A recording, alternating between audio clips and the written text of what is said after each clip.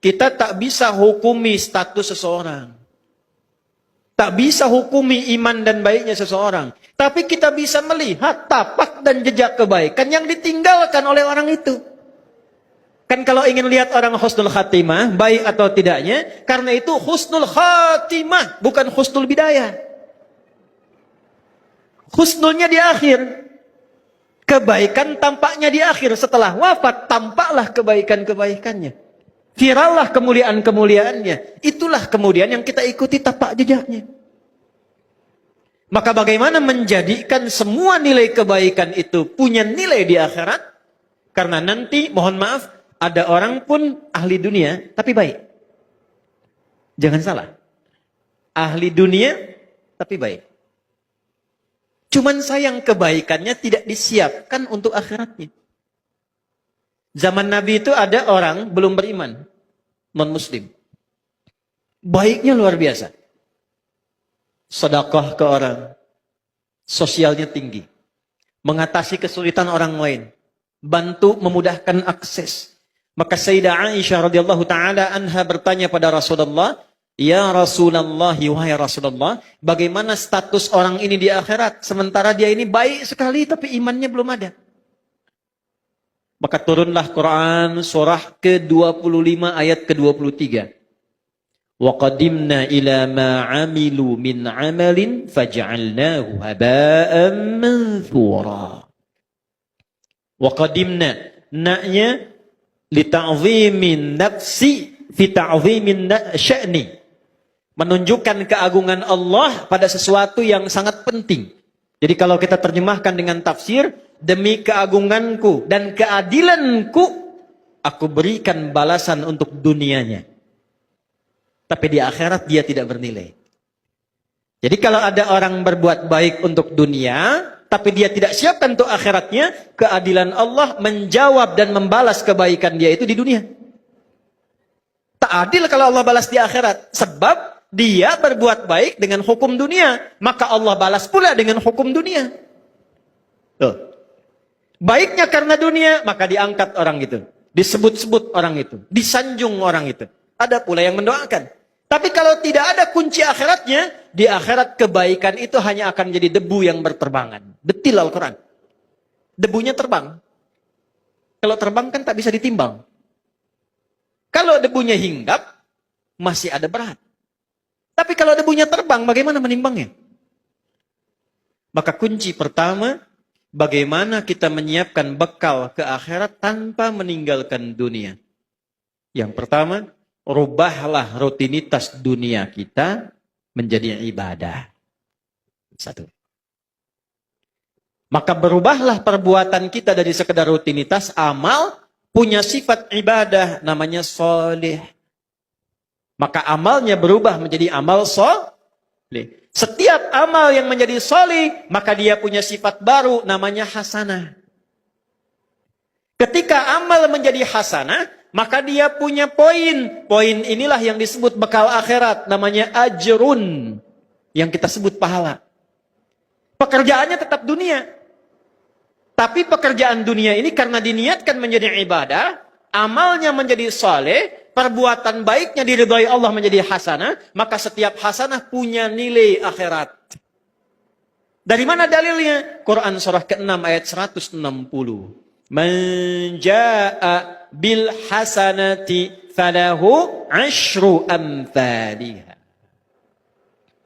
Setiap perbuatan yang baik yang kita kerjakan dengan niat akhirat menjadi hasanah.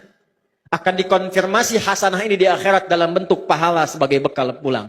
Karena itu doanya, Rabbana atina fid dunya hasanah. Dikonfirmasi hasanahnya di akhirat. Wa fil akhirati hasanah.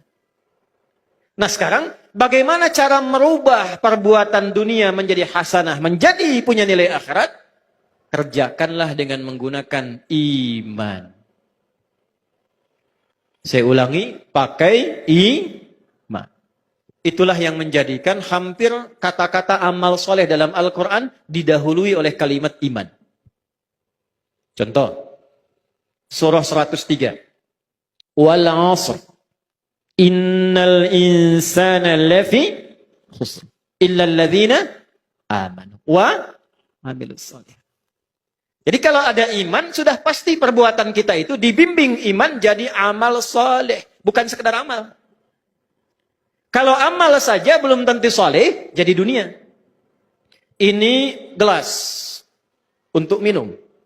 Diisi air, kemudian kita minum. Minumnya pakai iman. Maka minum itu amal, meminum menggunakan iman berubah amal menjadi soleh. Minumnya fungsi menghilangkan haus. Imannya menjadikan aktivitas minum punya nilai ibadah. Dituliskan 10 pahalanya. Jelas? Yuk kita detilkan ya. Kita detilkan. Pelan-pelan. Rubah kegiatan dengan menggunakan iman. Bapak Ibu kalau ingin mau cek, semua fungsi tubuh kita ketika disebutkan dalam Al-Quran, itu umumnya disebutkan imannya dulu, baru fungsi tubuhnya. Jadi kita ini melihat saja sekarang, itu pakai iman, Bu. Kalau ingin dapat pahala akhirat. Jadi urusan melihat saja ini ada pahalanya. Urusan bicara pun ini ada pahalanya. Kapan melihat berpahala? Kapan berbicara melahirkan pahala untuk bekal akhirat? Ketika melihat, berbicara, mendengar menggunakan iman.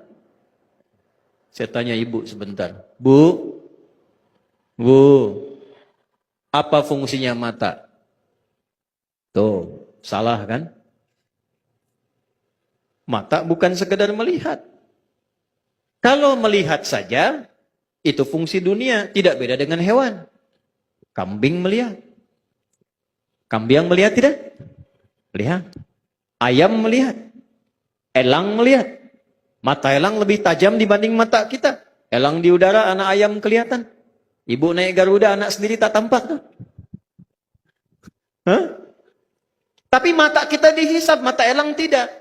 Karena itu, karena hisab adanya di akhirat, maka hukum akhirat kita pakai, melihatlah pakai iman. Dari mana rumus melihat pakai iman? Laki-laki Quran surah ke-24 ayat 30, perempuan ayat 31-nya. Imannya disebutkan, baru fungsi matanya. Qul lil mu'minina yaghuddu min absarihim. Qul katakan Muhammad, viralkan. Bahasa sekarang viralkan tuh, viralkan. Ya, karena orang sekarang senang yang viral. Ya. Kalau Nabi sudah sampaikan, sudah kita like and subscribe saja. Tidak usah banyak komen, tinggal viralkan. Qul lil mu'minina, Muhammad katakan, viralkan pada pria-pria yang masih merasa punya iman. Awas loh. Bentuknya, awas hati-hati. Isim fa'il dalam bentuk maf'ul, kata benda, bukan kata kerja. Allah tidak mengatakan qul lil ladzina amanu. Allah tegaskan kullil mu'minin. Ketika ada objek, ya, kita yang diminta ini, objek itu kita. Ya, yang diminta oleh Allah, menggunakan kata benda, isim, itu hukumnya lebih kuat dibandingkan kata kerja. Karena benda tidak berubah. Pekerjaan masih bisa berubah. Ya, contoh, ini gelas, sampai kiamat kurang 2 hari, tetap akan jadi gelas. Tidak akan pernah jadi ayam.